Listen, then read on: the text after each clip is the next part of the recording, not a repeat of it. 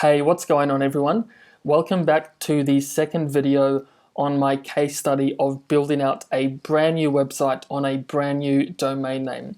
So at the moment, I'm up to month 5 on this website and I'm pretty much focusing all of my time just on this one project. So in this video, I'll give you some updates on how the website is tracking in Google Search Console. I'll show you some traffic over the month of June. I'll also show you some earnings and some EPV numbers that I've gotten from just joining the Ozoic ad network. And after that, I'll show you guys some indexing for the website and some issues that I've been having. I'll also show you some of the keywords that are tracking so far and the amount of content published. And then later on in the video, I'll also be sharing with you how I am laying out this website and kind of my internal linking process and creating the topics and silos for this website, as there already is a large amount of articles on the site, and I also do plan on publishing even more posts in the future as well. So I'll be going over how I tackle those obstacles for building this website. So I'll be sharing with you what I'm doing, and then towards the end and also at the end of the video, I'll be sharing with you the goals for the website as well. So I'll kick off with the first slide, and that is the Google Search Console. So this screenshot is since the start of the website, which was in early February 2021, and pretty much nothing was happening for the first couple of months. And then around the end of April, things really started to take off, as you can see here. So this is the hockey stick that I've started to see, and I started seeing that around month 3-4. And I guess the main reason for this early hockey stick is that I've published so much content in the beginning of the website. So I've really tried to front load as much content as possible. And that has started to pay off, as you can see in the later month here. And this is actually a screenshot with the beginning of July. So the impressions and clicks have dropped in there, but I do think that is to do with the American 4th of July celebrations, as 90% of the traffic for this website is coming from the US. And just some other things that I wanted to share with you guys here is the average position, which is 10.8 at the moment, which is not too bad. I am hoping to see that increase. And as you can see, the average click-through rate is 3.5%, which is quite low when you compare it to other websites. And especially from the websites I've done in the past, I generally do get around 7 to 10% click-through rate. And one of the main contributing factors as to why I think this is so low is for this website, it is heavily focused on Google featured snippets. So that is kind of a trade-off for this particular website. It has allowed me to get really quick traffic gains, but in saying that, you do have to give a lot of free traffic just via the Google snippet. But I personally do think that is a worthwhile trade-off, as you really can skyrocket your traffic potential if you really do optimize and try to target those Google featured snippets. So this was a slide that I left out in my first video, so I thought I would just share this with you guys. So the next slide we have here is the traffic for the month of June. So this is organic page views plus just people visiting the website directly and going from page to page. So I think the actual organics was around 46,000, but the total page views is around 61,000 page views. And I'm really happy with that. From starting the website on February 3rd to the end of June, I'm really happy with these numbers so far. So at the end of the month, it was hitting just above 4,000 daily page views, which I'm really happy to see. And my last month for this goal, my last month's goal for this month was to hit 50,000 page views, which I did cross, and I'm really happy to see that. And just for my next month goal for the month of July is that I am hoping to hit an ambitious 210,000 page views by month 6. So at the moment, if things just continued as they were on the daily page views and nothing was to change, I would hit around 120,000 page views with 4,000 daily views per day. So I am still publishing a lot of content. A lot of the content is still ranking. The website is only 5 months old. So I am hoping to see around 100% increase from 4,000 daily page views to 7,000 daily page views. And I do think this is I do think this is a very realistic goal, as a lot of the content is yet to be indexed and ranked. And like I said, I am publishing more content as well. And as the website kind of ages a bit, the growth does seem to slow down. So from month 4 to 5, that was a 500% growth rate. But going forward, I do expect to see growth rates around 50 to 100%. I don't think I'll see a 500% growth rate again for this website. That would be a good thing to see.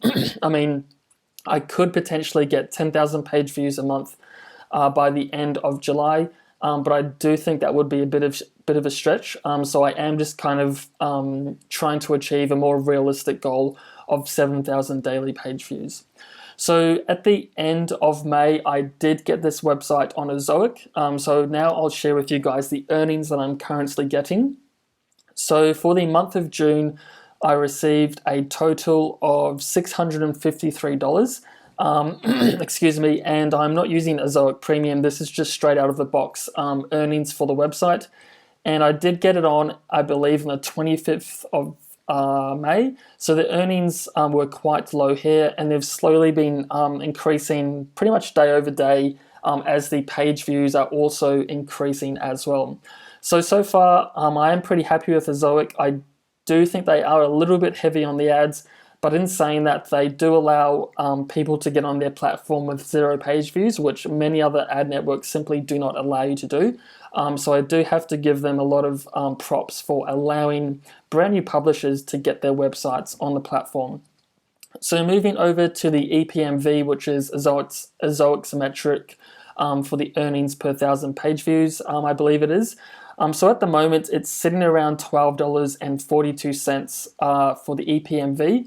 Now, 80% of the traffic for this website is coming from mobile, and the mobile EPMV is around 40% to 50% lower than desktop. So like I said in my previous video, this is something that I am trying to change. But with the trend of this website, I think that's just the nature of in the way that people search for these particular topics and queries. So I think that is just something that I am having to just accept for this particular website. Now, when I did my first website, I had a very conservative estimate of $15 per 1,000 page views of earnings via ads.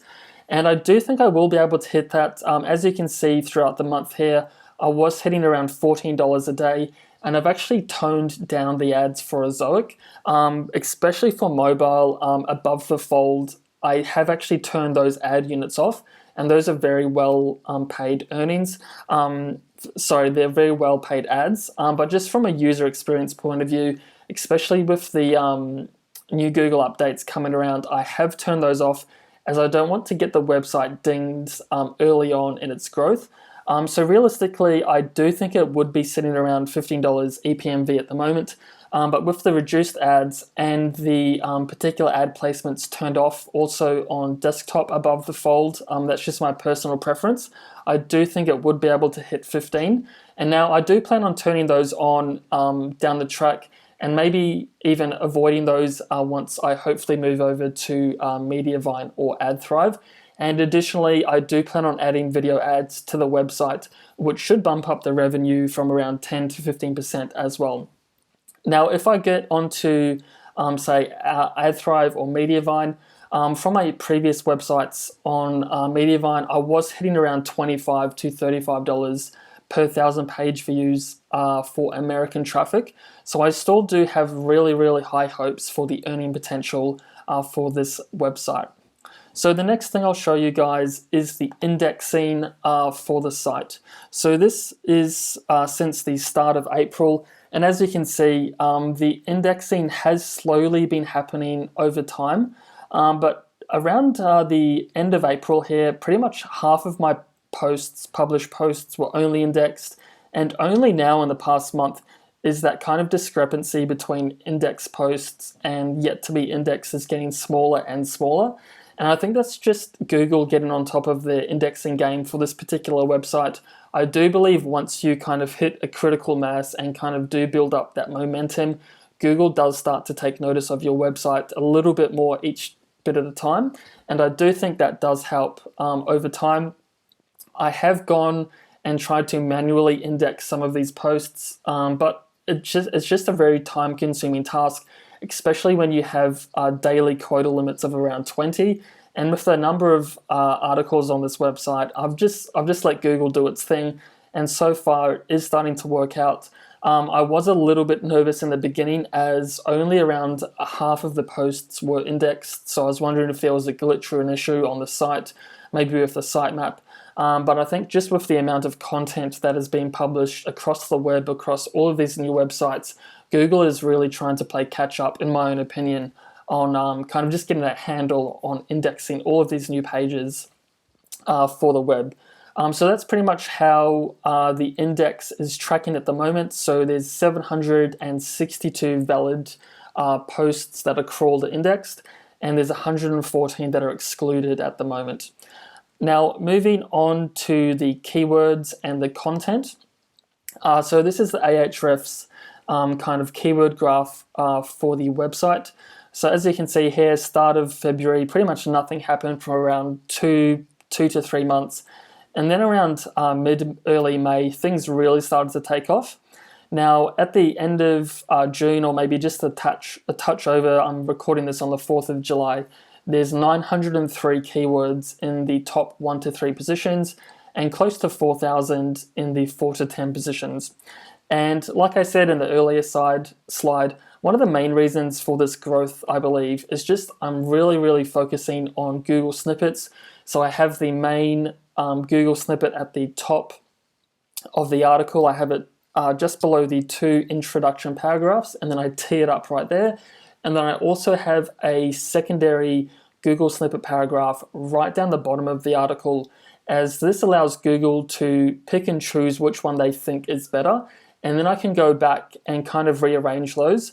So in the month of June, I actually noticed that Google actually featured the Google snippet that was the conclusion of the article.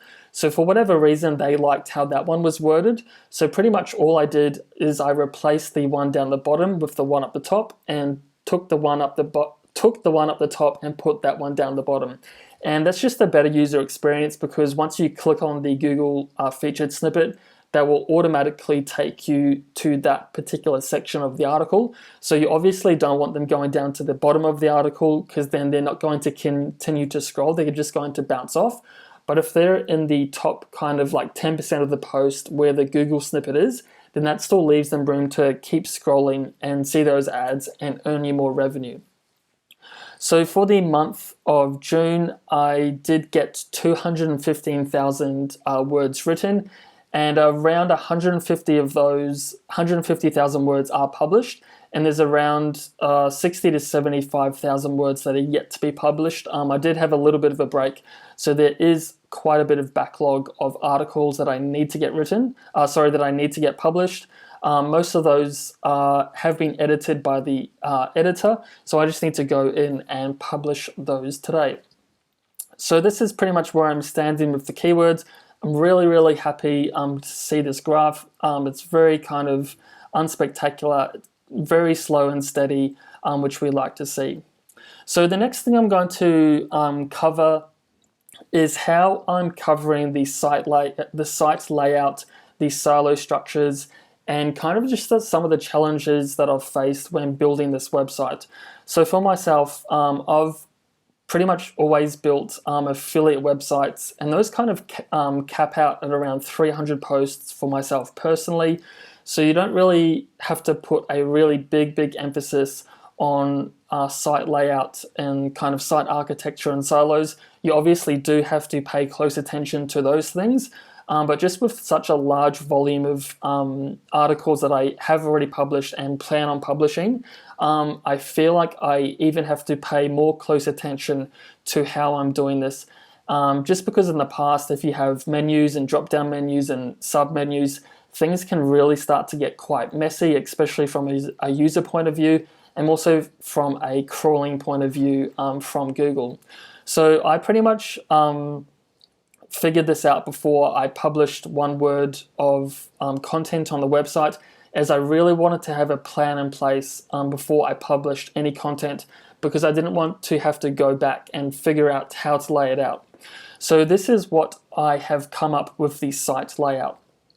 And it is a little bit different. I haven't seen many other websites do this. I have seen a couple other big sites out there kind of follow this process, and there is no kind of right or wrong way. This is just the method that I decided to choose for this website. So right here we have the home page. So I'll show you kind of the flow-on effect of the navigation and also the crawling in which the Google bots can go through the website, and just kind of the cleanliness of why I chose this particular method. So right here on the home page, you can have a bit of copy, introduction, about the website, the authors, and so on.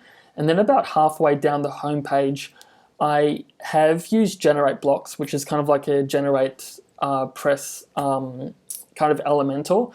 So right here, I have the different topics for the website.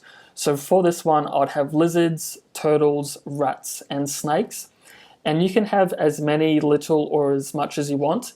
Now, if you do plan on making a lot of topics, then you can kind of reduce these lizards and snakes and turtles, or whatever they are, into a more kind of broad topic. So you could do reptiles, but you can also go more granular and split it up between animals as well. So for this one, I have lizards, snakes, rats, and turtles, just as an example. So these are all just blocks on the home page.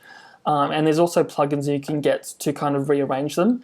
So if someone was to click on one of these kind of blocks, say lizards or snakes, for example, this will take you to a page. So this is a published page on the website. So for this one, it would be awesomewebsite.com/snakes. So within the topic page, I then have the kind of subtopics within that broader umbrella of snakes. So within here, I now have the different category pages. So it kind of does sound like I'm a little bit all over the place. I might not be explaining the best. So home page, this directs to the page. And then on the page, we have those same blocks, but instead of pages, they're now categories. So for the topic page, you can then lay out all of the different types of snakes or lizards or reptiles, whatever it might be.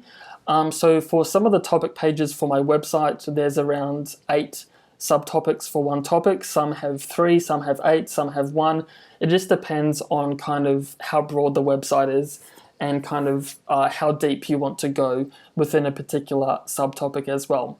So once someone clicks on one of these categories, this will take them to the category page. So this would be awesomewebsite.com/category/pythons. So they've clicked on the Pythons, and this will take them to the Python posts. So right within here, you now get the pagination between the posts. So they can go through all the Python posts, Python lifespan, Python weight, Python's deadly, do Pythons eat XYZ, and so on and so on. So for some of these category pages, I have 30, and others I have 400. So this really does help with the navigation, the crawling, and also the usability for the website as well. Now, the next thing I want to cover is kind of the clusters and the silos and the overall topical relevance of the website. Because with such a large website that I plan on making, as you can see here, I think it's really, really, really important to focus on the topic clusters and also the topical relevancy as well. So again, I did plan all of this out before I published any content. And right here, I want to show you how I am tackling the silos and the topical authority for this particular website. So going to the previous example of Pythons. So for this one, this would be the category page in which someone would click on. So say, for example, they're clicking on Pythons, then these are all of the different blog posts represented in circles that they're going to see. And within all of these blogs about Pythons, I would internal link to other relevant posts about Pythons that I think the reader would be interested in. So I'm not following any set strategy or methodology on anchor text or anchor text density or the amount of backlinks. I'm pretty much just following a rule of thumb as if I think it makes sense for the user and if they would want to learn about another related article about Pythons, or maybe if it's just something that adds supplementary information, then I will add the internal link. So for this, I am using Link Whisper, and that allows me to check the inbound links and also the outbound internal links for posts. So pretty much I go back every couple of weeks, and if there's any orphan posts, I'll just ensure that there's links going from other Python articles to that one, and then vice versa. I'll make sure that there's internal links going outbound to other articles on the website. So right here we have a cluster of very relevant articles for the website, and right here we have another one for rattlesnakes. So you can have these clusters as small as or as big as you want. So for some of these clusters I have 10, 30 articles, and they're all internal links together. And then I also have other large clusters of around 400 posts on a particular subtopic. So this is all really well and dandy. I know there's a few different methods where you try and have very refined clusters and silos where you don't link between different clusters. So that would be a really good strategy, and I think it is a great strategy. But just for myself, I do want to spread topical relevance between related topics. So for this one, this is how I am tackling that. So right here we have different reptiles, so rattlesnakes, pythons, and bearded dragons. So for each of these clusters, I could write an article on how long do rattlesnakes live, how long do bearded dragons live, and how long do pythons live.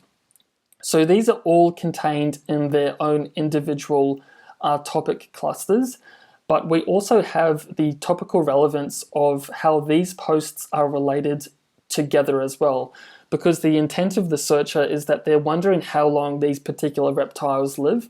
So within the internal linking, say for rattlesnakes, I could say you can also see whether or not rattlesnakes are deadly, how many eggs they usually lay, and you can also see our other related posts on how long bearded dragons and pythons live.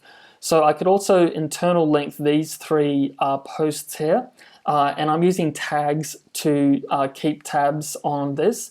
So for each of these, I could create a tag on lifespan, and that will allow me to easily track the internal links and kind of add more for these kind of more individual little topic clusters that we have here, which is represented in the triangle. So I'm not sure if this is really the best strategy, but I do think from a user's perspective, they can also navigate between other silos and topics on the website as well. So that's pretty much how I am covering the site layout and the topical authority and the silos for the website. So I feel like I have butchered that explanation a little bit. So if you do have any questions or anything about that, please ask me down below, and I'll most likely be able to explain it a little bit better.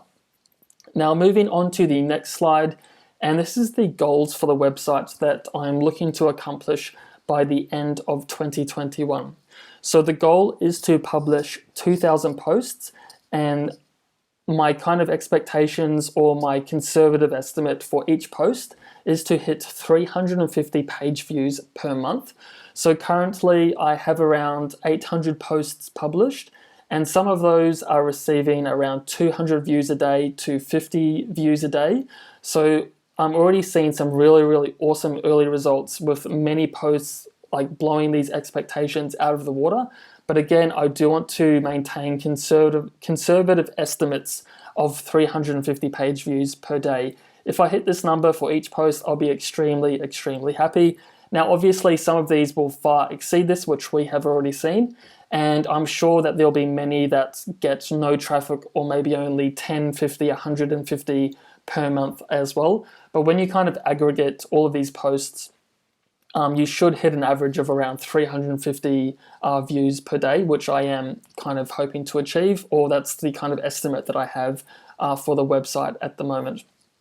Now, the monthly page views that I'm looking to hit by the end of the month, by the end of the year, is 500,000 page views.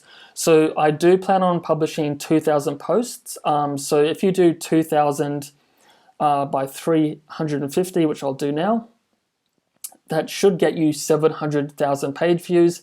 But with publishing content, there always is a delay in rankings. So I am removing 200,000 page views from this estimate, as a lot of the content will still be ranking. So if I publish that 2,000th post on the 25th of December, I'm sure that won't start ranking straight away. So there will be a delay in the posts and the page views as well.